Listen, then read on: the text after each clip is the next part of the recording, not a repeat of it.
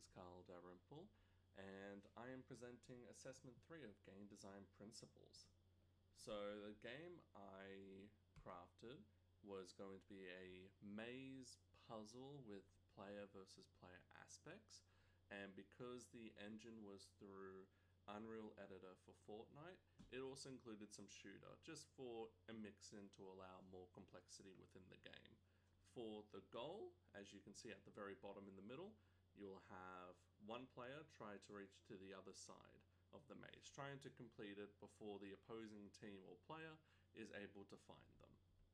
Now, the aesthetic of that and the theme of it is that it kind of all has to look the same, meaning the walls, the flooring, it has to look the same because it's very similar to what I tried imagining, which is like the grass hedges or the corn patch area.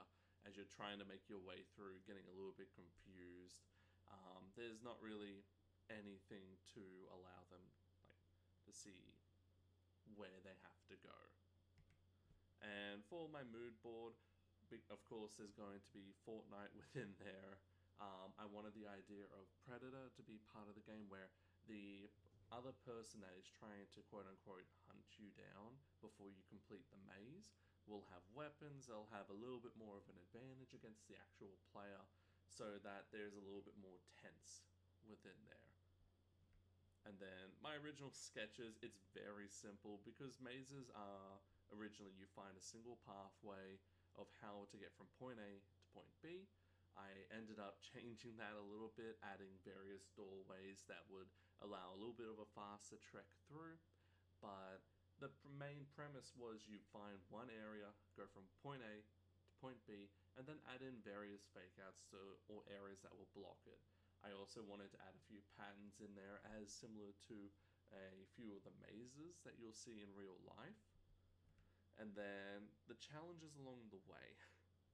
The map, I made the map too large. It was a floor plan of 2,000 squares, and I had to utilize that, but because of the map being too large, the stamina of the players became an issue.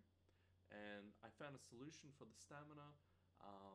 The game was supposed to provide infinite stamina to the player, or infinite energy, so that they can keep sprinting, they wouldn't be an issue. However, I ran into a roadblock with that, where it wouldn't attach to the actual character, so I implemented an item for both sides. The actual player that's trying to get from point A to point B, however, gets more of the stamina boost so that they're able to get that head start. I also allowed a timer so that the player that's trying to get from point A to point B had a 30-second head start before the hunter tried going after them. The actual white square box upon the map is where the hunter is going to be sitting in, where it's away from the player but is still on track towards the very end, so it's still a race against time. My next issue was for placement of two walls, because I was going to use an item called Slap Juice, which gave the infinite stamina for a while, which I ended up using. Another one was Flowberry, which was a berry that you crushed. You get a little bit of a boost, but you don't get infinite stamina, but you can jump high. The issue because of that was the walls were too small, and because of Fortnite being able to climb, the walls could not maintain that, so we went with the infinite stamina instead. Then we also had lighting.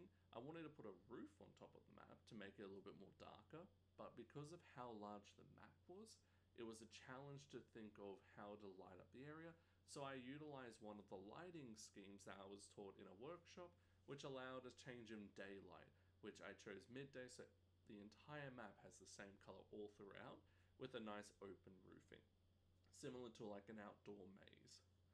And then the weapon designation, I gave only the hunter a weapon, but at the end of the maze, I gave the player some choices. If the hunter gets there beforehand, the hunter has all the weapons, it's game over. But if the player gets there, the player has a fighting chance, it becomes a very not one-sided, but the player does get rewarded with a much better weapon, better shield, and various items. And the timer amount, I originally wanted the 1 minute, ended up with 30 seconds, because although 1 minute is too generous, it's hard on a player to really get involved or the hunter to get involved when they have to wait 1 minute every single round to try and then go hunt the person. And that is all for my presentation. Here are the references that are used for all the images for it, and I hope you all have a lovely day. Thank you so much.